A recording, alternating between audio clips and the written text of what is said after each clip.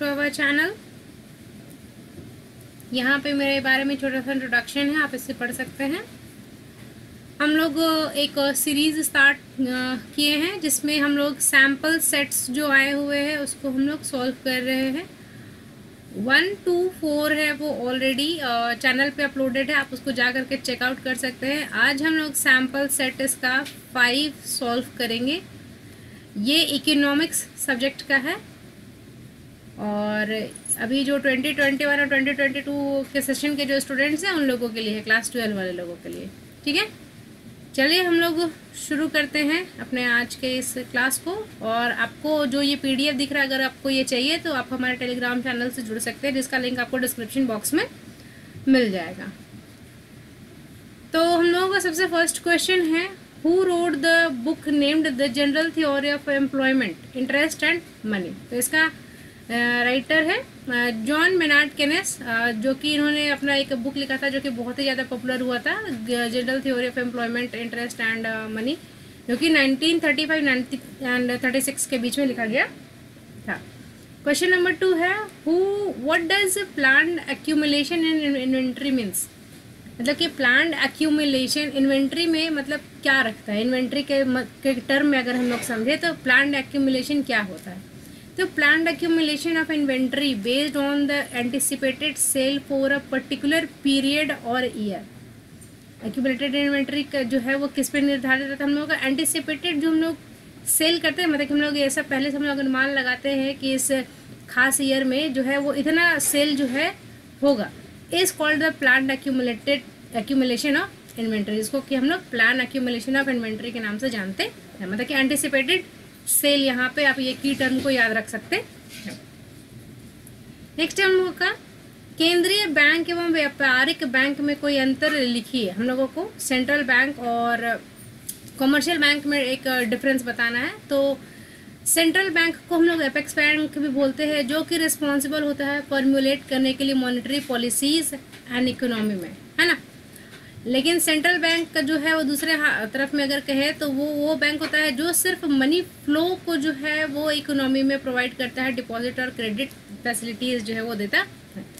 Monetary policy बनाने का काम किसका, कमर्शियल बैंक का, लेकिन सिर्फ उस मनी को फ्लो करवाने का काम किसका है, हम लोगों का मॉनेटरी पॉलिसी बनाने का काम हम लोगों का सेंट्रल बैंक का है। और कमर्शियल बैंक का काम है उस जो मनी सेंट्रल बैंक दिया है मार्केट में उसको फ्लो करवाना। ठीक है, क्वेश्चन नंबर 4 है यहाँ पे कि हम लोगों को टैक्स बताना है कि व्हाट इज टैक्स। तो टैक्स इज एक जो है वो एक मैंडेटरी कंट्रीब्यूशन जो है वो हम लोगों के ऊपर में लिवाइड, मतलब कि हम लोगों के ऊपर में लगा हुआ है, जो कि इंडिविजुअल्स हो या कॉरपोरेशन हो, और जिसको कि गवर्नमेंट यानी कि एंटिटी जो है, जो कि लोकल भी हो सकता है, रीजनल जो हो सकता है, या फिर नेशनल लेवल के जो है वो टैक्सेस जो है वो हमारे ऊपर में लगते हैं।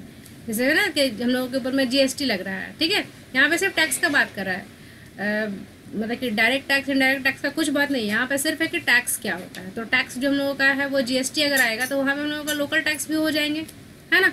और हम लोगों को म्यूनसिपल वगैरह जो टैक्स देते हैं वो सभी तरीके का टैक्स हमारे टैक्स के अंदर में आ जाएगा। इसलिए यहाँ पे मतलब कि लोकल, रीजनल और नेशनल तीनों गवर्नमेंट्स का नाम जो है वो आ गया है। क्वेश्चन नंबर 5 है हम लोगों का, क्वेश्चन नंबर 5 है, what do you understand by the consumer good. Consumer good क्या होता है। तो कंज्यूमर गुड अगर इकोनॉमिक के संबंध में अगर हम लोग समझे तो एक टैंजिबल कमोडिटी होता है जो कि प्रोड्यूस किया जाता है, subsequently purchase to satisfy the current want and perceived need of the buyer. ये एक टैंजिबल कमोडिटी होता है। टैंजिबल मतलब क्या होता है, जिसको कि हम लोग देख छू सकते हैं, जिसको कि महसूस किया जा सकता है, वो वाला चीज़ कमोडिटी को हम लोग बोलते हैं। तो कंज्यूमर गुड हम लोग अगर कहें तो वैसे टेंजिबल गुड्स जो बनाए जाते हैं या फिर जिनको खरीदा जाता है, क्यों, हम लोगों को वांट्स और हम लोगों का जो नीड होता है उसको सेटिस्फाई करने के लिए, है ना। मतलब कि बायर का नीड्स और वांट्स को सेटिस्फाई करने के लिए। Consumer goods are divided into 3 categories, durable, non durable and service. अब कंज्यूमर गुड्स को जो हम लोग 3 कैटेगरीज में बांट सकते हैं, durable, non durable and services में। ड्यूरेबल गुड्स वैसे गुड्स जो लंबे समय तक हम लोग इस्तेमाल करते हैं, जैसे कि फ्रिज, टीवी, सोफा, गोदरेज हम लोग का जो है वो। नॉन ड्यूरेबल जो हम लोग तुरंत में इस्तेमाल कर लेते हैं, जैसे कि खाने पीने की चीज़ें हैं जो हम लोग तुरंत रख के इस्तेमाल करते हैं, साग सब्जी है वो। सर्विसेज तो सबको समझ में आता है कि सर्विसेज क्या होता है।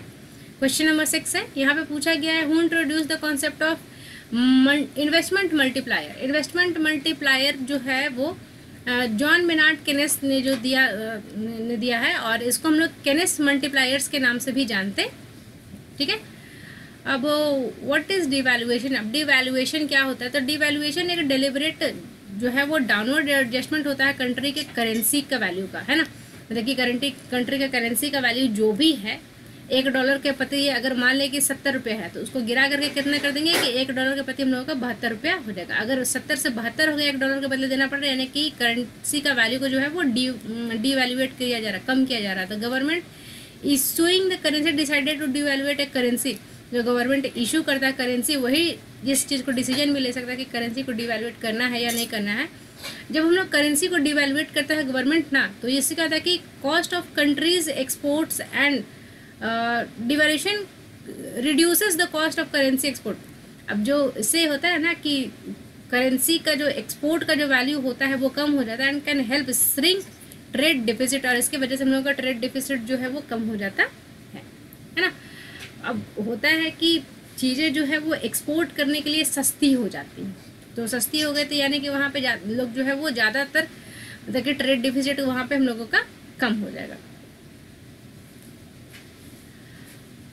Describe the role of government in the economy of a country. अब गवर्नमेंट का रोल एक इकोनॉमी में क्या होता है उसको हम लोगों को बताना। तो गवर्नमेंट जो है वो एक अप्रोप्रिएट रोल जो है वो प्ले करता है इकोनॉमी में, जैसे जिसका कि 6 मेजर फंक्शन है। जैसे कि सबसे फर्स्ट है हम लोगों का गवर्नमेंट प्रोवाइड करता है लीगल एंड सोशल फ्रेमवर्क, साथ साथ में यहाँ पे 2 नंबर में हम लोगों का मेंटेन करता है competition and provide public goods. यहाँ पे हम लोगों को पब्लिक गुड्स मिल जाते हैं। सेकंड है हम लोगों का, थर्ड है सर्विस देता है, नेशनल डिफेंस हम लोगों को मिलता है, income and social welfare and correct of externalities, मतलब कि बाहर के मार्केट से जो भी कंपटीशन वगैरह मिल रहा होता है या फिर थ्रेट वगैरह जो होते हैं उसको भी कम करने का जो है वो सेंट्रल गवर्नमेंट का या फिर गवर्नमेंट का जो है वो काम होता है ना। स्टेट गवर्नमेंट जो है वो क्या करता है, दूसरे स्टेट्स वाले उसके एजेंट्स को परेशान ना करे, इसलिए क्या करते हैं वो लोग अपने हिसाब से रूल्स जो है वो बना लेते हैं, और साथ साथ में इकोनॉमी को स्टेबलाइज करने का भी काम करता है। स्टेबलाइज करने का मतलब कि क्या, स्थिर रखना, बहुत ज़्यादा अप एंड डाउन नहीं होना, क्योंकि बहुत ज़्यादा अप एंड डाउन होता है लोग इन्वेस्टमेंट करने से डरते हैं। अब गवर्नमेंट ऑल्सो जो है वो प्रोवाइड करता है पॉलिसीज़ जो कि सपोर्ट करता है और फंक्शन करता है, support the functioning of market and policies to correct situation when the market fails. Government साथ साथ में पॉलिसीज़ भी लाते हैं जो कि सपोर्ट करता है मार्केट को फंक्शन करने में के लिए, और साथ में पॉलिसीज़ भी लाते हैं टू करेक्ट सिचुएशंस, ताकि जो सिचुएशन अगर किसी तरीके के ख़राब हो गए हैं तो उसको ठीक करने के लिए भी पॉलिसीज़ जो है वो गवर्नमेंट ही लाता है, as well as guiding the overall pace of the economic activity. साथ साथ में पूरे इकोनॉमिक एक्टिविटी का जो पेस होता है उसको भी ध्यान में रखा जाता है। Attempting to maintain steady growth रखा जाता है, वही है स्टेबलाइज करना, यानी कि स्टडी ग्रोथ मतलब वही है same cheese. High level of employment को हाई करना, एंड साथ साथ में प्राइस स्टेबिलिटी का मतलब कि बहुत ज़्यादा चीज़ों का जो है वो कीमत बढ़ने का कोशिश ऐसा किया जाता है कि बहुत ज़्यादा चीज़ों का कीमत है वो ज़्यादा ना जाए। बेसिकली जो कम से कम जो बेसिक नीड्स की चीज़ें होती हैं उनको तो कम से कम स्टेबलाइज रखने का कोशिश तो जरूरी किया जाता है, ताकि लोगों को कम से कम जो बेसिक नीड नेसेसिटी है वो कंप्लीट होती रहे। क्वेश्चन नंबर 9 है यहाँ पे हम लोगों का। तो who are the economic agents in the macro economy and how do they differ from the individuals economic agents. अब मैक्रो इकोनॉमिक एजेंट्स कौन होते हैं और ये इंडिविजुअल्स इकोनॉमिक एजेंट्स यानी कि माइक्रो इकोनॉमिक एजेंट्स से कैसे डिफरेंट होते हैं। तो इकोनॉमिक एजेंट्स का मतलब क्या होता है, एक पर्सन, एक लीगल एंटिटी जो प्ले करता है एक्टिव रोल इकोनॉमिक प्रोसेस में। फर्म है, हाउस होल्ड है, गवर्नमेंट है, सेंट्रल बैंक है, ये जो है वो इकोनॉमिक एजेंट होता है macro. But in micro economic there are only 2 agents, buyer and seller. देखिए अगर हम लोग बात करें माइक्रो में तो यहाँ पे सिर्फ 2 ही एजेंट होता है, बायर और सेलर, क्योंकि आप पूरा माइक्रो पढ़ रहे होंगे तो वहाँ पे आप सिर्फ प्राइस और क्वांटिटी डिसाइड कर रहे हैं, बायर और सेलर के नज़र से देख रहे हैं, वहाँ पे हम लोग किसी और को ध्यान ही नहीं देते हैं। इंडिविजुअल और micro economic agents take decision on a small level and in contrast macro agents takes decision on national level. अब यहाँ पे सेंट्रल बैंक्स है, गवर्नमेंट है, अब तो ये जो डिसीजंस लेते हैं ये क्या करते हैं, लार्ज लेवल के ले लेते हैं, लेकिन अगर इंडिविजुअल्स का बात करें तो वो अपने लेवल तक ही सोचेगा ना, अपना उसका जो भी क्वांटिटी है चाहिए, खाने पीने के सामान है या कपड़ा है, जो भी है वो अपने ज़रूरत भर ही अपने भर में ही लिमिट रह जाता है। तो यहाँ पे सबसे वाला बड़ा होता है क्या कि डिसीजन लेने का कैपेसिटी। इंडिविजुअल स्मॉल लेवल पे लेते हैं और मैक्रो वाले जो है वो क्या करते हैं, लार्ज लेवल पे डिसीजंस लेते हैं। क्वेश्चन नंबर 10 का है, illustrate with the example that capital goods increases the efficiency of worker. हम लोगों को बताना है कि कैपिटल गुड्स जो है वो हम लोगों का एफिशिएंसी जो है वो वर्कर का कैसे इंक्रीज कर देता है, कि एग्जाम्पल के साथ। तो अगर हम लोग बात करें इन इकोनॉमिक, कैपिटल का मतलब क्या होता है, capital refers to the assets. Capital का मतलब क्या होता है, एसेट्स है। अब एसेट्स सबका फिजिकल टूल्स हो सकता है, प्लांट्स होता है, हो सकता है इक्विपमेंट होता है, जो कि अलाउ क्या करता है, इंक्रीज करने के लिए वर्कर का प्रोडक्टिविटी को। अब मशीन ले रहे हैं, प्लांट ले रहे हैं, इक्विपमेंट ले रहे हैं, तो ऑब्वियस सी बात है कुछ तो प्रोडक्शन इंक्रीज होगा, क्योंकि मशीन से काम करने में चीज़ें जो है वो क्या आसान हो जाती है, प्रोडक्शन यूनिट जो है वो ज़्यादा बनता है। By increasing the productivity through the improve capital equipment more good can be produced. Obvious सी बात है, जब हम लोग वहाँ पे एसेट इंक्रीज कर दे रहे हैं, कैपिटल इंक्रीज कर दे रहे हैं, कैपिटल इक्विपमेंट सुधार दे रहे हैं, अच्छे अच्छे वाले ला देंगे, तो ऑब्वियस सी बात है कि ज़्यादा गुड्स जो है वो प्रोड्यूस होंगे मार्केट के लिए। अगर इसका एग्जांपल हम लोग ले तो जैसे कि फैक्ट्री में जहाँ पे मोटर व्हीकल का प्लांट है, अगर वहाँ पे सारे वर्कर जो है वो इंक्रीज एक्सेस टू मशीनरी, अगर उनका मशीनरी के साथ में एक्सेस जो है वो बढ़ा दिया जाए, and tools to build vehicle, अगर उनको साथ साथ में बहुत सारी चीज़ें जो है जो हाथ से करने में ज़्यादा समय लेती थी, अब उनके लिए उसको मशीन मिल जाएगा, तो अब कम समय लेगा। अब ये कम समय लेगा तो क्या हो जाएगा, ज़्यादा से ज़्यादा व्हीकल जो है वो बन पाएगा और कम अमाउंट और कम समय में। क्वेश्चन नंबर 11 यहाँ पे हम लोगों का, यहाँ पे हमको बताना है 3 assets and other than money that's perform the function of store of a value. मतलब कि वैल्यू स्टोर करने का काम मनी के अलावा कौन से 3 एसेट्स जो है वो कर सकते हैं। What is the difficulty in doing store of value work in this assets. अब ये जो एसेट्स जो हम लोग अभी 3 नाम देने वाले हैं, वो उन 3 एसेट्स को मनी के अलावा फॉर्म में रखने से क्या परेशानी होती है वो भी हम लोगों को बताना है। तो मनी के अलावा हम लोग पैसे जो है वो किस में रखते हैं, गोल्ड में रखते हैं, या फिर कोई प्रेशियस मेटल्स में हम लोग रख सकते हैं, सिल्वर में रख सकते हैं, या फिर प्लैटिनम में रख सकते हैं, या फिर जो भी जिसको जो लगता होगा कि प्रेशियस मेटल्स है उसमें लोग जो है इन्वेस्ट करके रख देते हैं। लैंड है, गवर्नमेंट का सिक्योरिटीज़ है, आजकल का नया है क्रिप्टो करेंसी, उसमें भी लोग खर्च कर देते हैं, शेयर है, बॉन्ड्स है, डिबेंचर है, एक्सेट्रा। इस तरह के बहुत सारे एसेट्स जो है जिसमें हम लोग अपने मनी वैल्यू को स्टोर कर सकते हैं। लैंड का जगह पे यहाँ पे क्या बिल्डिंग नहीं लिख सकते थे, बिल्डिंग भी हो सकता है हम लोगों का, लैंड एंड बिल्डिंग यहाँ पे हम लोग कम्प्लीटली लिख सकते हैं। ठीक है, तो the only difficult in doing store of the value work by these assets is that they are not ready to be converted in money और ईजी टू चेंज। ये जो है वो हम लोग जब चाहें तब हम लोग उसको मनी के रूप में नहीं बदल सकते हैं। इसके लिए हमको फाइंड करना पड़ता है सुटेबल बायर, दिस में टेक टाइम। अब इसके लिए हम लोगों को एक सुटेबल बायर ढूंढने के लिए टाइम लग सकता है। अब शेयर हमको बेचना है तो जिसको शेयर खरीदना होगा वही ना शेयर खरीदेगा। अब शेयर क्या कोई ऐसे जिसको शेयर के बारे में जानकारी नहीं, वो शेयर में हाथ डालना भी नहीं चाहेगा।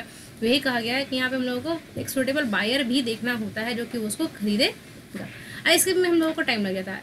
ये जो है थोड़ा सा लेस लिक्विड होता है करेंसी या फिर मनी जो कहिए उससे लिक्विड ये भी है। ऐसा नहीं है कि गोल्ड नहीं बिकेगा, ऐसा नहीं कि प्रेशियस मेटल्स नहीं बिकेंगे, घर जमीन नहीं बिकेगा, ऐसा नहीं है, लेकिन बिकने में उसको समय लगता है। गोल्ड किसको बेचेगा, जो कि गोल्ड खरीदना चाहिए। लेकिन अगर आपके पास में करेंसी है तब उस करेंसी को जिसको चाहिए उसको दे दीजिए, उसमें किसी को कोई दिक्कत नहीं होता है। करेंसी कोई भी एक्सेप्ट कर लेता है, गोल्ड हर कोई एक्सेप्ट नहीं करेगा। जैसे कि अगर आप 10 रुपये का चॉकलेट ले रहे हैं, 10 रुपये का चॉकलेट लेने के लिए आप थोड़ा सा सोना तोड़ के थोड़ा ही दीजिएगा कि हाँ अच्छा 10 रुपये का चॉकलेट के बदले इतना सा सोना ले लो, 5 ग्राम या 1 ग्राम। वहाँ पे क्या करेगा, आपको कैश ही काम आता। तो इसलिए यहाँ पे थोड़ा सा डिफिकल्टीज वहाँ पे लिक्विडिटी का। क्वेश्चन नंबर 12 है यहाँ पे कि एक कंजम्पशन फंक्शन हम लोगों को दिया हुआ है कि C is equal to 100 plus 0.8y है। ये कंजम्पशन फंक्शन है किसी कंट्री का। तो हम लोगों को बताना है कि ये कंजम्पशन फंक्शन है क्या, और ये स्पेशली इस C is equal to 100 plus 0.8y का मतलब क्या होता है। तो कंजम्पशन फंक्शन जो है या फिर केनेजियन कंजम्पशन फंक्शन के नाम से भी इसको जानते हैं, ये एक इकोनॉमिक फॉर्मूला है जो कि रिप्रेजेंट करता है फंक्शनल रिलेशनशिप किसके किसके बीच में, total consumption and gross national income के बीच में। मतलब कि कितना लोग कंजम्पशन कर रहे हैं और कितना ग्रॉस नेशनल इनकम है उसके बीच का ये फंक्शन है। अब assumptions can be derived at each level with the use of the income value. अब इसको जो है वो हम लोग हर लेवल पे जो है कैलकुलेट कर सकते हैं, किसका इस्तेमाल करके, इनकम वैल्यू का इस्तेमाल करके। अब इसका फॉर्मूला क्या है, C is equal to C plus B Y. यहाँ पे सी कैपिटल है और यहाँ पे हम लोगों का सी जो है वो स्मॉल है। स्मॉल सी का मतलब होता है ऑटोनोमस कंजम्पशन। ऑटोनोमस कंजम्पशन यानी कि आपके पास में इनकम हो ना हो, आप नेसेसिटीज़ के लिए कम से कम इतना तो खर्च करेंगे ही करेंगे। अगर आपके यहाँ पैसे नहीं आए, सपोज करो किसी ईयर में आपके यहाँ पैसे नहीं आए, तो आप खाना तो नहीं छोड़ देंगे, कपड़ा पहनना तो नहीं छोड़ देंगे, आप बेसिक नेसेसिटी जो है उसको जरूरी पूरा करेंगे। उसी को हम लोग बोलते हैं ऑटोनोमस कंजम्पशन, जो कि होते ही रहता है, ठीक है, उसको आप कंट्रोल नहीं कर सकते। बी है हम लोगों का, यहाँ पे फॉर्मूला के accordingly B is equal to marginal propensity to consume. हम लोग कितना कंज्यूम कर रहे हैं, मार्जिनल प्रोपेंसिटी हम लोगों का कितना है, वाई हम लोगों का फिर क्या है, हम लोगों का इनकम है। बाय दिस इक्वेशन, अब हम लोगों का इक्वेशन जो दिया हुआ था C is equal to 100 plus 0.8 Y, हम लोग ये कह सकते हैं कि ऑटोनोमस कंजम्पशन यहाँ पे मेरा कितना है, 100 है। ये सी यानी कि स्मॉल वाला सी वही है, तो 100 है। इसका मतलब होता है कि any one have incurred income और not in the given period but will consume 100 for the basic needs. जो ऐसे मैंने अभी कहा कि वो अपने बेसिक नीड्स लिए कम से कम 100 रुपये तो खर्च करेगा ही करेगा। और 0.8 is the marginal propensity to consume. और 0.8 जो है ये हम लोगों का क्या है, मार्जिनल प्रोपेंसिटी टू कंज्यूम है। इसका मतलब होता है कि increase people will consume 80% of it and save 20%। यानी कि अगर कोई किसी को 100 रुपये का भी आमदनी हो रहा है तो उसका 80% जो है वो क्या करेगा, कंज्यूम करेगा, और 20% जो है वो क्या करेगा, सेव करे। इस फंक्शन से आप यही समझ सकते। क्वेश्चन नंबर 13 है यहाँ पे, public goods are supplied only by the government, Y. अब पब्लिक गुड्स जो है वो सिर्फ और सिर्फ गवर्नमेंट ही क्यों देता है, वहाँ पे प्राइवेट एंटिटीज़ क्यों नहीं है। अब देखिए, सबसे पहला फैक्टर तो ये है कि ये बहुत ही ज़्यादा कॉस्टली होते हैं to exclude individuals from consuming a good that exhibits the characteristic of a public good. सबसे पहले तो लोगों को इस्तेमाल करने से मना करना, जो पब्लिक नेचर के जो गुड्स होते हैं वही बहुत ही ज़्यादा महंगा पड़ जाता है। यानी कि आप किसी को रोड बना हुआ है तो आप उसको फिर किसी को नहीं चलने के लिए अगर रोकना आप चाहेंगे तो उसके लिए आपको बहुत ज़्यादा खर्च पड़ जाएगा। मान लें कि रोड ही है, अलग अलग जगह पे आप टोल भी लगा देंगे ना, तो जो बीच का जो एरिया है वहाँ पे आप क्या कर लेंगे, कितना सारा टोल लगाएंगे, क्योंकि आज जितना जगह टोल लगाएंगे उतना ज़्यादा आपको खर्च पड़ेगा। इसी चीज़ के लिए यहाँ पर क्या क्या कहा गया है कि ये बहुत ही ज़्यादा हेवी कॉस्टली हो जाता है। इसका आगे क्या है, पब्लिक गुड्स के हम लोग वैसे गुड्स को बोलते हैं जैसे कि रोड है, पार्क है, पब्लिक सर्विसेज है, डिफेंस सर्विसेज है, रेलवे है। ये जो है हम लोगों को क्या है, collectively consumed by one and all people in the society. हम लोग अकेले या फिर सभी जो है वो ग्रुप में मिल करके इसको इस्तेमाल कर रहे होते हैं। ये गुड्स जो वैसे गुड्स होते हैं जो produced and provided with the welfare motive, या तो इसको बनाया ही इसलिए जाता है ताकि हम लोगों का वेलफेयर हो सके, and with the main objective of government production. Main objective क्या होगा इसका, कि गवर्नमेंट का जो है वो प्रोडक्शन होता है। गवर्नमेंट का ऑब्जेक्टिव होता है कि इकोनॉमी में प्रोडक्शन होता रहे। So the public goods must be provided by the government due to the following reason. अब यहाँ पे दो कारण है कि गवर्नमेंट जो ही है वो क्यों इस पॉलिसी को लाता है। सबसे पहले क्या है, the benefit of the public goods can be easily enjoyed by everyone. अब जो जितने भी बेनिफिट्स हैं उसमें किसी भी तरीके के मतलब कि भेदभाव के बिना हर कोई जो है उस सुविधा का जो है फ़ायदा उठा सके। दूसरा क्या इसका हो सकता है, consumption by one individual should not affect the consumption of another individual.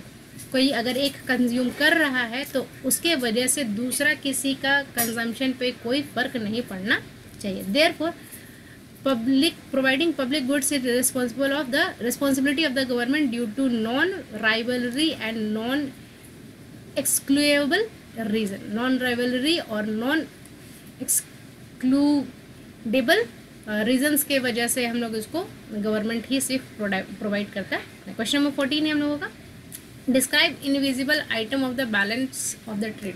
जो बैलेंस ऑफ जो ट्रेड है हम लोग जो करते हैं, मतलब कि सामान या सर्विसेज का जो एक्सपोर्ट एंड इम्पोर्ट करते हैं, तो उसमें इनविजिबल आइटम क्या क्या होते हैं। हम लोग को सिर्फ इनविजिबल आइटम को यहाँ पर हम लोगों को बताना है, इनविजिबल आइटम में क्या क्या इंक्लूडेड होते हैं हम लोगों को वो बताना है। तो इनविजिबल बैलेंस और balance of trade on services is the part of the balance of trade that refers to services and other product that do not result in the transfer of physical object. यहाँ पे physically कोई चीज़ जो है वो transfer नहीं हो रहा है, यहाँ पे सिर्फ जो है वो सर्विसेज जो है वो एक जगह से दूसरी जगह पे ट्रेड हो रहे हैं। ठीक है, एग्जाम्पल में जैसे कि हम लोग ले सकते हैं कंसल्टेंसी सर्विस है, सिविंग सर्विस है, टूरिज्म है, एंड पेटेंट लाइसेंस रेवेन्यू वगैरह जो है ये सब में आ जाता। Invisible are both international payments for services as opposed to good as well as the movement of the money without exchange of the goods and services। Invisible item में जो है वो हम लोग उसको भी ले सकते हैं जैसे कि पेमेंट्स जो है वो किसी सर्विसेज के लिए दिए जा रहे हैं, साथ साथ में मूवमेंट ऑफ जो हम लोग मनी करते हैं बिना किसी गुड्स और सर्विसेज के एक्सचेंज के भी, जैसे कि these invisibles are called as the transfer payment. और ये जो इस तरीके की जो इनविजिबल्स चीज़ें होती है इसको हम लोग ट्रांसफ़र पेमेंट भी के नाम से जानते हैं। इन इंडिविजुअल रिमिटेंस में include money sent to a relative overseas. अगर कोई इंडिविजुअल बाहर रह रहा है और अपने रिलेटिव के लिए अगर वो कुछ पैसे दे रहा है तो वो भी इसी में आ जाएगा, इनविजिबल वाले में। बिजनेस ट्रांसफ़र में include profit sent by foreign subsidiary और टू द पेरेंट्स कंपनी और money invented by a business in the foreign country. या फिर जो बिज़नेस ट्रांसफ़र जिसमें प्रॉफिट जो है वो फॉरेन कंट्रीज़ को या फिर उसका सब्सिडियरी जो को या फिर उसकी जो पेरेंट कंपनी होती है उसको जो भेजे जाते हैं, और या फिर जो मनी इन्वेस्ट होता है एक बिज़नेस में फॉरेन कंट्रीज़ में, उसको भी हम लोग इनविजिबल में काउंट करें। जैसे होता है ना कि MNCs वगैरह हैं, अब वो अलग अलग कंट्रीज़ में काम कर रही होती है तो काम कर रही है तो अपना प्रॉफिट तो अपने कंट्री ले जाएंगे ना, जब वो वापस जा रही होंगी तो वापस जा रही होंगे, या फिर डेली का हिसाब किताब ईयरली भी हिसाब किताब करेंगे तो अपना प्रॉफिट अपने कंट्री ले जाएगा। या इंडियन लोगों का ही कंट्रीज जो है वो आउटसाइड द मतलब की कंट्री है तो वहाँ से प्रॉफिट इंडिया आता होगा या नहीं आता होगा, तो इसी तरीके से बायलैटरल जो है वो चीज़ें होती रहती। बैंक लोन्स है फॉरेन कंट्रीज का are also included in this category. Bank loan जो है वो bank loans to foreign countries, जो फॉरेन कंट्रीज को जो हम लोग बैंक लोन देते हैं वो भी इसी कैटेगरी में आ जाता है। As a license fee paid to the use of patent and trademark, and साथ साथ में लाइसेंस है या फिर जो फीस पेमेंट होता है किसी तरीके का पेटेंट और ट्रेडमार्क को इस्तेमाल करने के लिए, वो भी इनविजिबल आइटम में ही आ जाएगा। गवर्नमेंट ट्रांसफर्स में इन्वॉल्व्स लोन मेड और officials aid given to foreign countries. जैसे कि गवर्नमेंट जो है वो किसी तरीके का लोन देती है या ऑफिशियल मतलब कि एड देती है, मतलब कि सहायता देती है फॉरेन कंट्रीज़ को, वो भी इसी में आ जाता है। वाइल ट्रांसफ़र में made by NGOs including money designated for the charitable work within foreign countries respectively। अगर ट्रांसफ़र भी अगर कर रहे हैं NGOs में जिसमें कि हम लोग मनी को इंक्लूड करके कर रहे हैं, चैरिटेबल वर्क के लिए भी कर रहे हैं with in foreign countries respectively अगर हम लोग कर रहे हैं तो भी हम लोग उसको इंक्लूड करेंगे। यानी कि अगर फॉरेन कंट्रीज़ में अगर पैसे भेज रहे हैं NGOs के थ्रू भी चैरिटेबल काम करने वगैरह के लिए, तो वो भी हम लोग इसी में इंक्लूड कर लेंगे। क्वेश्चन नंबर 15 है हम लोगों का, हम लोगों को 2 सेक्टर मॉडल जो है वो सर्कुलर फ्लो का इनकम का हम लोगों को बताना। तो सर्कुलर फ्लो का मतलब सबसे पहले क्या होता है कि ये एक अनएंडिंग यानी कि अंतहीन एक फ्लो है जिसमें कि गुड्स और सर्विसेज इनकम एंड एक्सपेंडिचर जो है वो एक इकोनॉमी में घूम रहा होता है। ये जो है वो हम लोगों का डिस्ट्रीब्यूशन ऑफ इनकम यानी कि इनकम जो है वो बार बार होने का और सर्कुलर मैनर में जो है वो होते रहता है। किसके किसके बीच में, तो production unit and house hold के बीच में। तो ये सारे आइटम्स है जहाँ पे सर्कुलर फ्लो होता है। जैसे कि पेमेंट हम लोग करते हैं फिक्स्ड नेचुरल रिसोर्सेज के बदले में हम लोग क्या करते हैं, रेंट देते हैं। जैसे कि लैंड है यहाँ पे कॉल्ड लैंड के लिए यहाँ पे हम लोग क्या देते हैं, रेंट देते हैं। अगर ह्यूमन वर्कर है उसके लिए हम लोग क्या देते हैं, वेजेस देते हैं। कैपिटल के लिए क्या होता है, इंटरेस्ट मिलता है। एंटरप्रेन्योर को क्या मिलता है, प्रॉफिट मिलता है।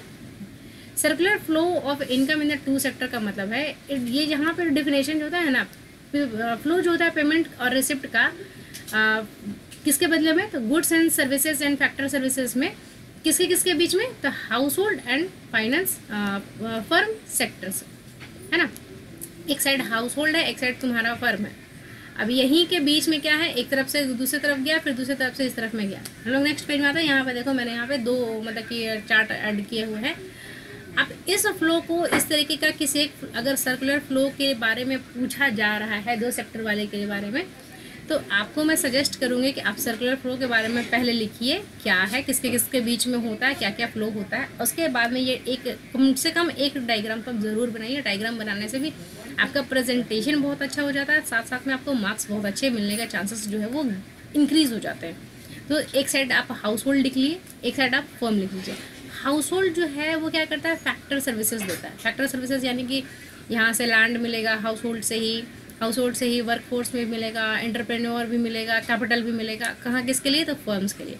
अब वो फर्म्स इसके बदले में क्या करेगा? फैक्टर्स को इनकम जो है वो देगा, क्योंकि अब जितने भी फैक्टर्स लिए तो हर फैक्टर का एक पेमेंट है। लैंड के लिए रेंट है, वर्कर के लिए लेबर है, कैपिटल के लिए इंटरेस्ट है, और एंटरप्रेन्योर के प्रॉफिट है। तो ये फर्म्स के आ गया।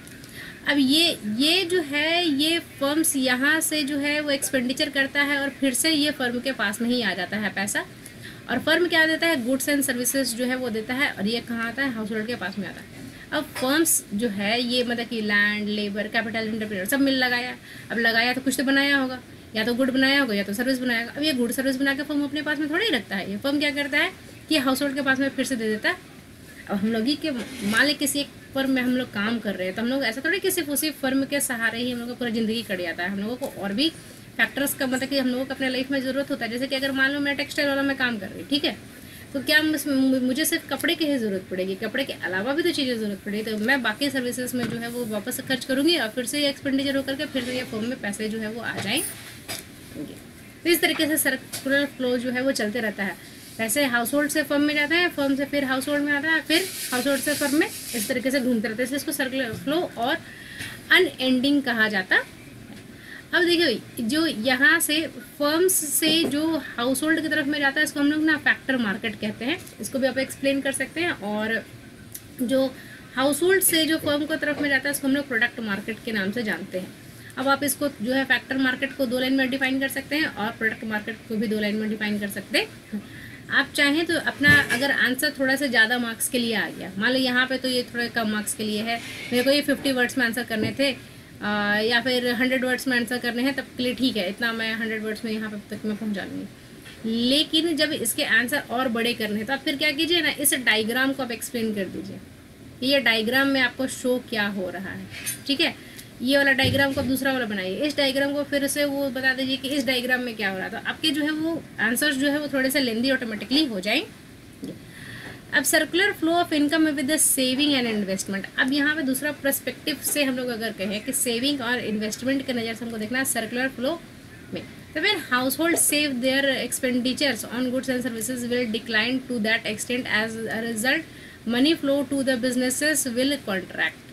अब जब हाउस होल्ड जो है वो पैसे बचाने लगेंगे, अपने पास में कुछ रख लगेंगे, तो वो पैसा जो है वो वापस से फर्म में जाएगा नहीं, जिसकी वजह से क्या हो जाएगा कि फर्म का बिजनेस जो है वो कॉन्ट्रैक्ट करेगा। कॉन्ट्रैक्ट यानी कि सिकुड़ जाएगा। विद रिड्यूस्ड मनी रिसिप्ट, जितना भी अमाउंट जो है वो लोग सेव कर लेंगे। Firm will hire fewer worker and lay off some worker और reduces the factor payment they make to the suppliers और the factor such as the worker. अब लोग सेव करने लगेंगे, अब फर्म के पास पैसा नहीं गया तो वो फैक्टर का पेमेंट नहीं करेगा, तो ये इस तरीके से मार्केट जो है फिर से छोटा हो जाएगा। लेबर कम रखेगा और तो प्रोडक्शन नहीं करेगा, डिमांड ही नहीं तो प्रोडक्शन फिर क्यों हो रहा है? अब प्रोडक्शन फिर वर्कर क्यों रखना है, ठीक है। This will leads to the fall in the total income of the household. अब इसकी वजह से टोटल इनकम ही जो है वो हाउस होल्ड का जो है वो कम हो जाएगा। दस saving reduces flow of the flow expenditure to the businesses and firm will causes a fall in the economy, the total income.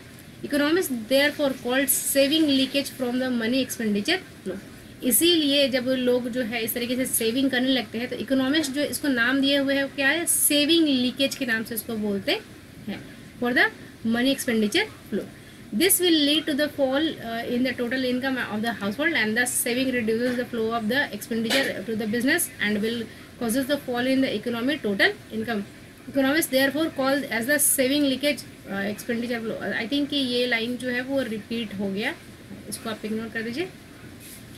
In a simple economy which has neither government nor foreign trade, the value of output produced which be denoted by Y.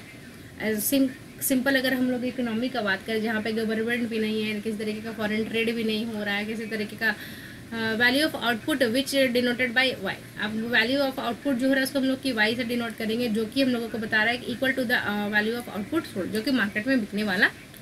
Since the value of output sold is in the simple 2 sector economy is equal to the sum of the consumption of the expenditure and investment expenditure, we have this. यानी कि जितना production हुआ उतना ही किसी दूसरे वाले में गया, फर्म जो है वो प्रोड्यूस किया, जितना प्रोड्यूस किया उतना ही ना फर्म के मतलब ये हाउस होल्ड के पास में गया, है ना। अब हाउस होल्ड जो है खर्च करेगा, जितना इनकम आया है उतना ही तो ये वापस से फर्म के पास में चला जाएगा। तो जितना प्रोडक्शन होता है वही इनकम होता है लोगों का, और जितना जो लोग खर्च करते हैं वही नेक्स्ट जो है वो इकोनॉमी में फर्म के लिए इनकम हो जाता है। और इस इक्वेशन को हम लोग जो है वो y is equal to C plus I के नाम से लिखते हैं, जहाँ पे y जो है वो हम लोगों का क्या है, एग्रीगेट आउटपुट है, c जो है हम लोगों का कंजम्पशन है, और i जो है हम लोगों का इन्वेस्टमेंट है। y हम लोगों का क्या है, इनकम है, c हम लोगों का कंजम्पशन है, i हम लोगों का इन्वेस्टमेंट है। ये फॉर्मूला से आप बहुत ज़्यादा अच्छे से मतलब कि अभी तक में जो है वो अवगत हो चुके होंगे, क्योंकि ये काफ़ी बार रिपीटेड हो रहा। अब हम लोगों को बताना है कि 16 में कि ओल्ड एज पेंशन क्या होता है और value for free house given to the government employees से क्या आप समझते हैं, हम लोगों को ये बताना है। और हमको बताना है कि क्यों ये नेशनल इनकम में कैलकुलेट होता है या नहीं होता, हम लोगों को इसका रीज़न बताना है। सबसे पहला हम लोगों का है ओल्ड एज पेंशन। तो pension are included in the national income because it is the part of compensation of employee, but old age pension are not included in pension as it is not the out of anything produced in return, so it is a transfer payment. अब देखो यहाँ पे है ना कि जो pension जो हम लोग देते हैं पुराने रिटायर्ड जो कर्मचारी हैं जो पहले रिटायर हो चुके हैं, तो ये उनको दिया जा रहा है कंपनसेशन के रूप में। तो ये जो है वो इनकम में कल इंक्लूड होगा, लेकिन जो ओल्ड एज जो पेंशन दे रहे हैं, मतलब कि जो बूढ़े लोगों को दे रहे हैं, जो हमारे यहाँ काम नहीं किए उनको भी पेंशन दे रहे हैं, तो इसको हम लोग इंक्लूड नहीं करेंगे, क्योंकि इसके बदले में हम लोगों को रिटर्न में कुछ नहीं मिल रहा है, और इसीलिए हमको इसको क्या कहते हैं, हम लोग ट्रांसफ़र ऑफ पेमेंट कहते हैं। Retirement pension are like the deferred wage. Retirement pension जो है वो डेफर्ड वेज है।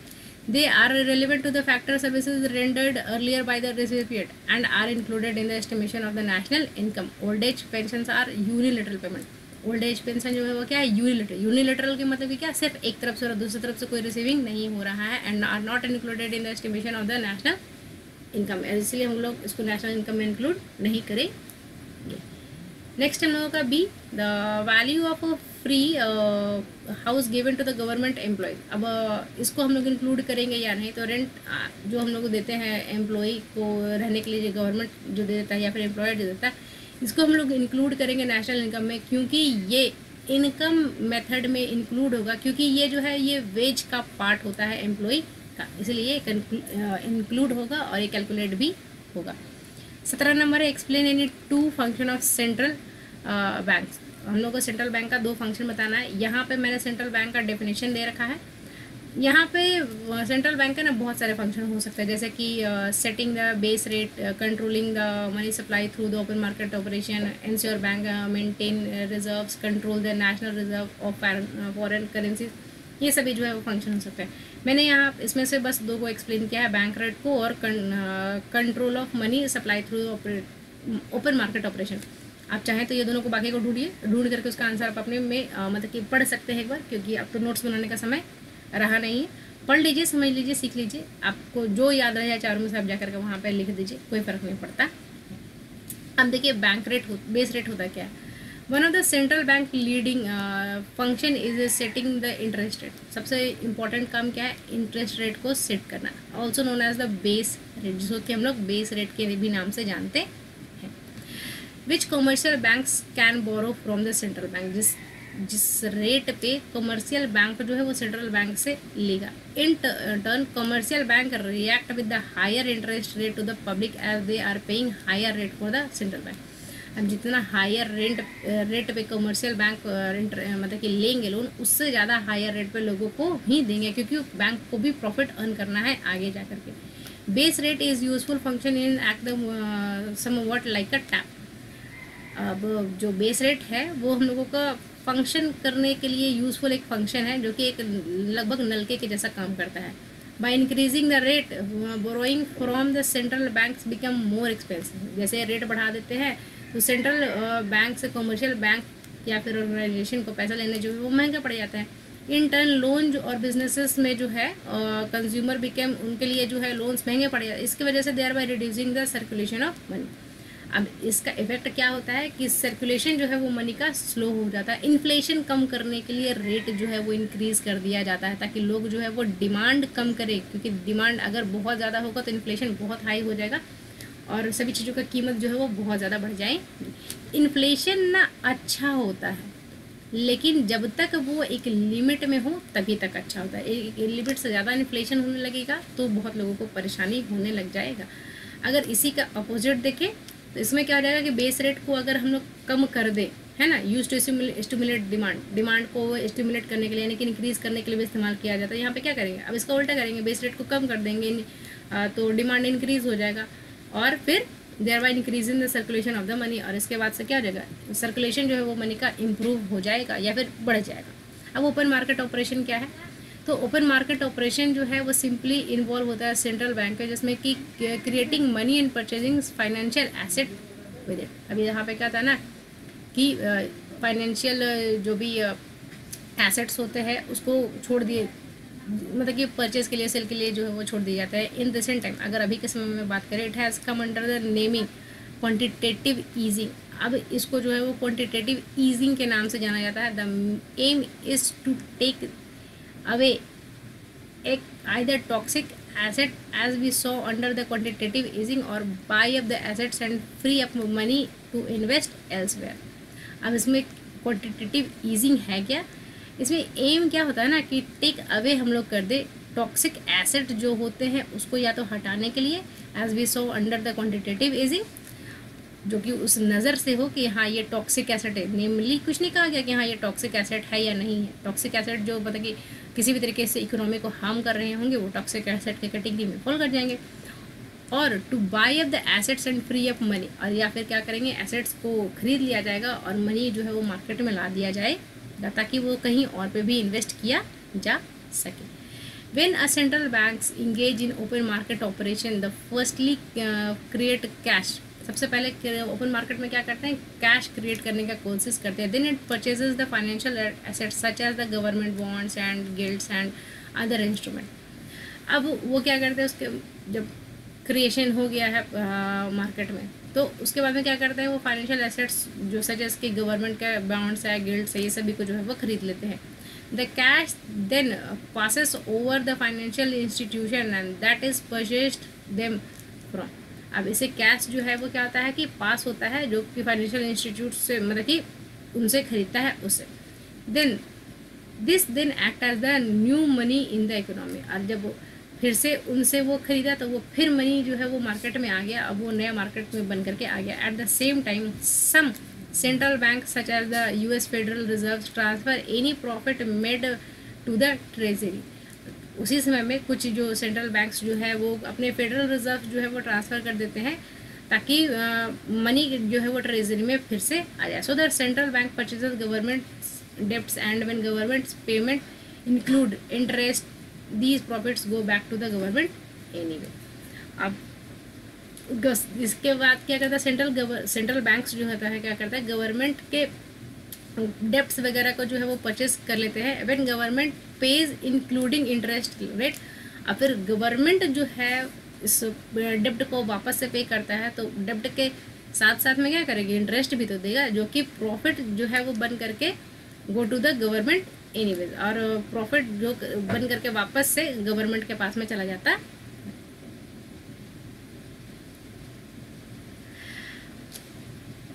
यहाँ से यहाँ तक मैं अगर समझाने के लिए मैं कहूँ तो इसमें क्या है कि सेंट्रल बैंक ओपन मार्केट में आता है ना, सबसे पहले क्या करता है ना कि क्रिएट करता है मार्केट को कैश में।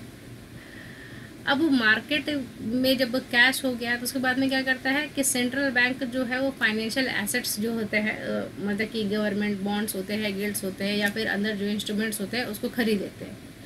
अब जब इसको खरीदते हैं ना वापस से बैंक से, कमर्शियल बैंक से, तो कमर्शियल बैंक से खरीदे तो अब उससे कमर्शियल बैंक से एसेट्स खरीदे तो उसके बदले में पैसा देंगे, तो इससे क्या हो जाएगा कि पैसा जो है वो मार्केट में आ जाएगा, है ना। And the cash then passes over to the financial institute that is purchased from, जहाँ से वो खरीदे हैं वहाँ पे वो पैसा जो है वो चला जाएगा। This then act as a new money in the market. अब जो वो पैसा आया है मार्केट में वो तो नया पैसा हो ही गया। At the same time, some central banks such as the US Federal Bank Reserve transfer any profit made back to the treasury। उसी समय में सेंट्रल बैंक्स या फिर RBI है हम लोगों का, यहाँ पे ये शायद US का जो है या डेफिनेशन आ गया, जहाँ से मैंने उठाया था वहाँ से US वाला गया, RBI है। तो अब RBI क्या करेगा, अपना प्रॉफिट्स को जो है वो वापस अपने ट्रेजरी में रख लेगा, है ना, वो RBI का प्रॉफिट हो गया। So central bank purchases government debts, and when government's payment includes interest, these profits goes to the government anyway, है ना।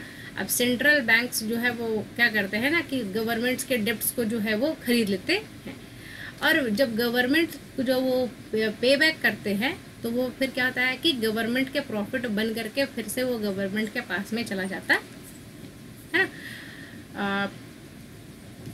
तो इसका एक्सप्लेनेशन ऐसा था कुछ। क्वेश्चन नंबर 18 में हम लोगों को पूछा गया है कि explain the difference between the demand deposit and time deposit, why demand deposit is called the form of money.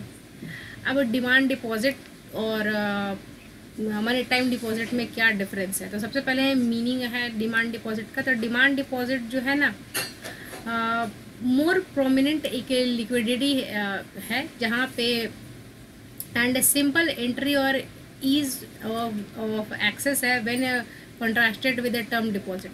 Term deposit जो है उसके नज़र से अगर देखें तो डिमांड डिपॉजिट हम लोगों का क्या है, आसान है।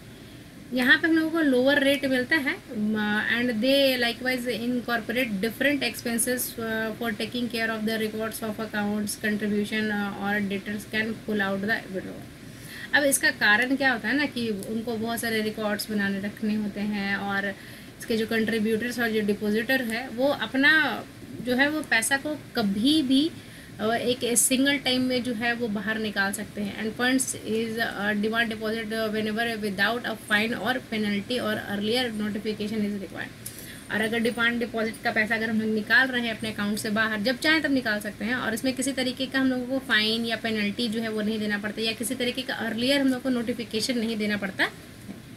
दो few banks charges a little expenses on the off chance that you surpasses their constant of the month to month withdrawal. हो सकता है कि कुछ बैंक्स जो है वो चार्जेस भी ले ले अगर उनका लिमिट से ज़्यादा पैसा निकाल रहे हों एक बार में। तो reserves of funds contributor or the depositor might have to access whenever should be kept in the demand deposit account. Instance of the demand deposit account incorporate saving accounts and money market और regular checking। अगर हम लोग बात करें यहाँ से यहाँ तक में, तो यहाँ से यहाँ तक में ये समझाया गया कि रिजर्व फंड्स है या फिर जो उसके रखने वाले जो डिपोजिटर होते हैं वो कभी भी जो है वो अपना एक्सेस जो है वो ले सकते हैं अपने डिमांड डिपॉजिट अकाउंट की। अगर डिमांड डिपॉजिट का हम लोग बात करें तो ये सेविंग अकाउंट के थ्रू हो सकता है, मनी मार्केट अकाउंट के थ्रू होते हैं, या फिर इसमें जो है वो रेगुलर चेकिंग जो है वो अकाउंट का होते रहता है। डिमांड डिपॉजिट और टर्म डिपॉजिट में अगर हम लोग बात करें तो दोनों में जो है ना लिक्विडिटी का डिफरेंस होता है, साथ साथ में एक्सेसिबिलिटी का होता है, और साथ साथ में क्या होता है, इंटरेस्ट का होता है।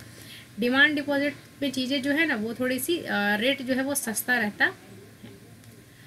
नेक्स्ट हम लोगों का है money meaning of term deposit. Term deposit मतलब ये क्या होता है ना कि otherwise called as the time deposit, इसको हम लोग टाइम डिपॉजिट के भी नाम से जाते हैं। Are invested deposit made for the for ordained period, मतलब कि यहाँ पे एक पीरियड के लिए जो है पैसे को जो है लॉक कर दिया जाता है, going from a couple of months to quite a long while. ये जो है वो 2 महीने के लिए भी हो सकता है या फिर लंबे समय के लिए भी हो सकता है। द इन्वेस्टर जो डिपॉजिट करता है वो उसको जो है वो इंटरेस्ट रेट उसके भी मिलता है जो डिपॉजिट वो जमा करता है अपने प्रीडिटरमाइंड पीरियड के लिए। रिजर्व्स और फंड्स जो डिपॉजिटर लंबे समय के लिए रखते हैं उनको हायर इंटरेस्ट मिलता है। जो टर्म डिपॉजिट पे हायर रेट और revenue of the return customary saving bank account. अगर सेविंग बैंक अकाउंट के बाद हिसाब से देखें तो जो टर्म डिपॉजिट है तो उसमें हम लोगों को ज़्यादा इंटरेस्ट रेट मिल जाता है। Reserves funds cannot be remove from a term deposit until the termination of the fixed period without causing a monetary fine. जैसे कि टर्म डिपॉजिट में अगर हम लोग चाहें कि उसको टर्मिनेट करवा लें, है ना, टर्मिनेट करना मतलब कि उसको ख़त्म करें, तो उसमें हम लोगों को जो है वो एक पीरियड से पहले पैसा निकालने के लिए हम लोगों को जो है वो फाइन देना पड़ जाता है। And withdrawal that regularly require compose notification ahead of time. और अगर हम लोग विड्रॉवल करना भी चाहते हैं तो हम लोगों को एक जो है वो नोटिफिकेशन पहले देना पड़ता है अपने विड्रॉवल से पहले। Toward the termination of a time period the contributor और depositor has to decision of pulling of the withdrawal deposit of assets in addition to procured interest or turning over the assets into another term deposit. The most widely recognized type of the term deposit, the bank certificates of deposit, also known as the CD. अब जब पैसे जो इकट्ठा कर करके bank में एक बार में रख दिए तो यहाँ पे है कि जो जितना भी पैसा हम इकट्ठा करके रखे हैं तो उसको निकालने से पहले तो हमको पहले बताना होगा कि हाँ हमको निकालना है। निकालने से पहले इन्फॉर्म कर दीजिए कि आपको उसको किसी और तरीके के सर्टिफिकेट में कन्वर्ट करना है तो भी बताना होता है। इसके लिए जो है वो टाइम पीरियड जो है वो पहले से ही बता दिया होता है कि आपको इतना समय से पहले अगर आप निकालिएगा तो इतना रेट जो है आपको चार्ज लगेगा वगैरह वगैरह, सभी चीज़ें जो है बता दी रहती हैं।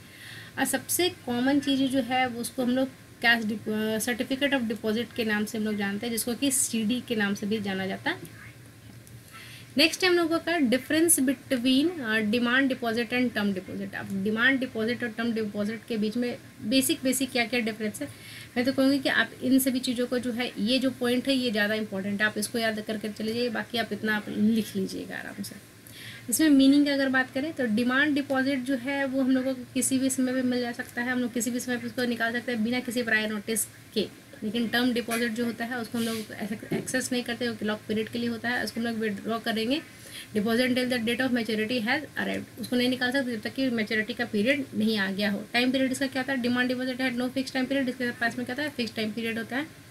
रेट ऑफ इंटरेस्ट इसमें अगर बात करें तो इसमें रेट ऑफ इंटरेस्ट जो है वो 4% से 6% के बीच में लाई कर रहा होता है, अभी जो है ये 3% हो गया है।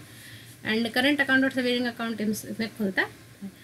और अगर टाइम डिपॉजिट का बात करें तो ये लगभग 6% से 9% के आसपास में रहता है। और इसमें इंटरेस्ट रेट वही है हम लोगों का 7 से 9% है। इसमें हम लोगों को बहुत सारे होता है कि FDs वगैरह है, CDs है, ये सभी जो है इसी में आ जाते हैं। एग्जाम्पल अगर इसका बात करें तो इसमें हम लोगों का अकाउंट हम लोग जब भी खुलवाते हैं अपने पास में तो हम लोग के पास में जो है वो ATM दे दिया जाता है, ऑनलाइन बैंकिंग दे दिया जाता है, जहाँ पे विड्रॉवर जो है वो कभी भी अपना पैसा जो है वो बाहर निकाल सकता है।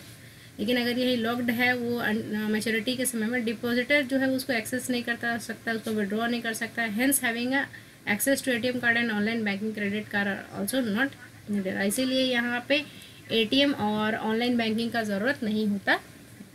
आज का हमारा लास्ट क्वेश्चन है what is paradox of thrift, या फिर एक्सप्लेन करना है हम लोगों को पैराडॉक्स ऑफ थ्रिफ्ट को। तो पैराडॉक्स ऑफ थ्रिफ्ट रेफर्स जो हम लोग क्या करता है ना, contrasting implication of saving to the household to the economy as a whole.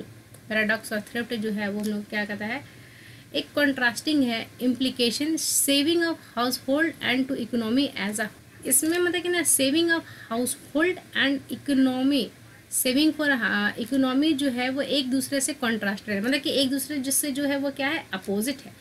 Saving is treated as the virtue of household, अगर हम लोग कहें सेविंग जो है वो हाउस होल्ड का वर्च्यू के जैसा ट्रीट किया जाता है, provide protective umbrella against the bad spells, but at the same is treated as a vice by the economy as and it is retarded as the process of income generation। अगर हम लोग बात करें तो saving जो है वो हम लोग कह सकते हैं कि एक अम्ब्रेला जो है वो बन जाता है कि हम लोग बुरे समय में फंसेंगे तो हम लोगों का काम आएगा। लेकिन अगर इकोनॉमी की नज़र से देखें तो अगर हम लोग सेविंग कर लेंगे तो आगे का जो प्रोसेस है इनकम जनरेशन का वो कम हो जाता है। In this connection Keynes pointed out the paradox of thrift, जो कि शो करता है people become thriftier and they end up saving less as और सेम एज बिफोर। अब इसमें कहता है कि लोग या तो पहले जितना ही सेव कर पाते हैं या फिर उससे भी कम कर पाते हैं जितना वो लोग पहले सेव कर रहे थे। If all this people of an economy increase the proportion of income which is saved, और यानी कि मार्जिनल प्रोपेंसिटी जो सेव अगर सभी का इंक्रीज होगा, the value of the saving in economy will not increase, rather it will decline और remain unchange. या तो क्या हो जाएगा, जो सेविंग जो है इकोनॉमी में या तो गिर जाएगा या तो अनचेंज रह जाएगा, है ना। यानी कि जैसे कि यहाँ पे कई एग्जांपल अगर हम लोग ले लें, यहाँ पे जैसे कि है ना, इसके लिए एक फिगर यहाँ पे है, इस फिगर को हम लोग समझ लेते हैं। जैसे कि इनिशियली सेविंग कर्व SS पे था, ये जो है इनिशियली लोग जो है वो SS वाले पॉइंट पे जो है वो सेव कर रहे थे। इन्वेस्टमेंट कर्व इज 2, है ना। अब economy attain equilibrium, saving is equal to investment at point E। अब यहाँ पे सेविंग है, इन्वेस्टमेंट है, अब यहाँ पे लोग जो है वो इक्विलिब्रियम का पॉइंट जो है वो हासिल कर ले रहे है ना। मतलब कि इनकम है यहाँ पे इन्वेस्टमेंट है, अब यहाँ पे लोगों को जो है वो इक्विलिब्रियम जो है वो आ गया। अब यहाँ पे level of income is OY। अब यहाँ पे लेवल ऑफ इनकम जो है वो हम लोगों का कितना था, OY। Now suppose the society decided to become thrifty, कंजूस होने का सोचता है, एंड इंक्रीजेज सेविंग बाय से AE। अगर ये लोग जो है वो AE जो है वो बचाने का कोशिश कर रहा, as a result saving curve shift upward to SS1। अब ये जो सेविंग कर्व, इसका रिजल्ट क्या हो जाएगा कि ये जो है वो मूव करके चला जाएगा कहाँ से, SS1 पे। Intersecting investment curve at E.1। अब यहाँ पे जब ये यहाँ से यहाँ आगे शिफ्ट किया तो इसका नया इक्वेशन जो है वो इक्विलिब्रियम का नया पॉइंट वहाँ पे मिल जाएगा, E1 के पास मिल जाएगा। Unplanned inventories will increase and the firm will cut down the production and employment and move to the new equilibrium E.1। अब यहाँ पे लोग जो है वो कम खर्च कर रहे हैं तो इन्वेस्टमेंट भी कम हो रहा है, इन्वेस्टमेंट कम हो रहा है तो लोगों का प्रोडक्शन करने का ज़रूरत नहीं, अनप्लान्ड इन्वेंटरीज ऑलरेडी है तो लोगों को जो है अनएम्प्लॉयमेंट का सामना करना पड़ेगा। The figure shows that in the end planned saving has fallen from AY to E1 और Y1। अगर यहाँ पे हम लोग देखें तो पहले लोग वो सेविंग कहाँ था, A से लेकर के Y तक था, अब सेविंग कहाँ से रह गया, E1 से लेकर के Y1 तक ही रह गया। Notice that at new point of equilibrium E1 the investment level and also realise saving remain the same. अगर हम लोग बात करें पॉइंट E1 पे तो यहाँ पे हम लोगों का इन्वेस्टमेंट लेवल है या फिर and also the realise saving remain, यहाँ पे हम लोगों का सेविंग भी जो है वो सेम ही रह जाता, but the level of income has fallen from 0 OY to OY dash। लेकिन यहाँ पे हम लोगों को बस देखने वाला बात क्या है कि हम लोगों का जो सेविंग जो है ना वो हम लोगों का कहाँ से हो गया है, but the level of income है, इनकम जो है वो हम लोगों का जो है वो OY पहले था, अब कितना हो गया है, इतना ही रह गया। The decline in the equilibrium level of income shows the paradox of thrift. ये जो डिक्लाइन हुआ है हम लोग का इनकम में या फिर इक्विलिब्रियम के पॉइंट में, ये हम लोग का पैराडॉक्स ऑफ थ्रिफ्ट के नाम से भी जानते हैं। As a process of multiplier has work. अब यहाँ पे प्रोसेस जो है मल्टीप्लायर का काम किया है और reducing the consumption expenditure, in fact increasing saving is virtually a withdrawal from the circular flow of income.